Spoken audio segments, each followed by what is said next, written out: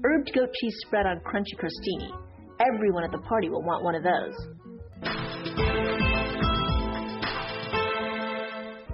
For an hors d'oeuvre with a hearty crunch, try my goat cheese toasts. I blend plain goat cheese with my own mix of Italian parsley, thyme, and lemon peel.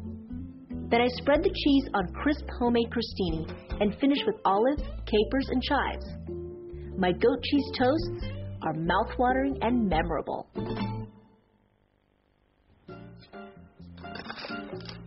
I'm slicing the baguette about 1/4-inch thick slices. And we're going to toast them and then drizzle a little olive oil on them.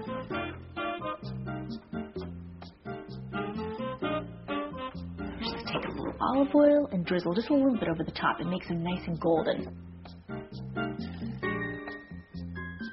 And then I'm going to put them in a 375-degree oven for about 15 minutes until they're nicely toasted and golden brown. While I wait for the crostini to bake, I'm going to make this great cheese mixture. I'm going to take goat cheese, and you can find these logs of goat cheese at your grocery store, usually in like the special cheese section. And I'm just going to put the goat cheese right in the food processor. To add a little more creaminess, I'm going to add some cream cheese. And I want to flavor the cheese mixture. I'm going to add some thyme and some parsley. And you know what? Adding fresh herbs to things like this makes it look like you spent all day in the kitchen. It also gives a wonderful color and an aroma to the cheese mixture.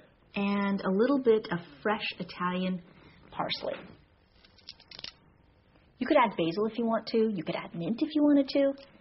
This is my favorite combination, the cream cheese with the goat cheese, some parsley and some thyme, and I make it all the time when I entertain. Now, we need some lemon zest, because the citrus from the lemon gives it that zing that you want. And I'm going to pulse it all together.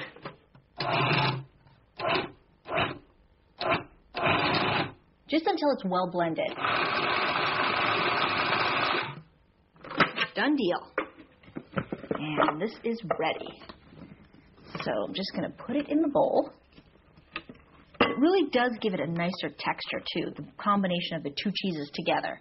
And it's also not overpowering, because sometimes goat cheese can be a little too tarty, so the cream cheese sort of mellows out all the flavors.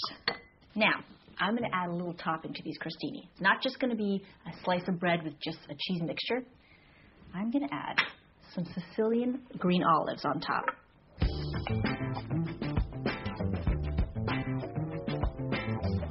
You usually can't find them already seeded, so you just got to cut around the pit. And I'm just going to chop them up and put them on this cute little platter.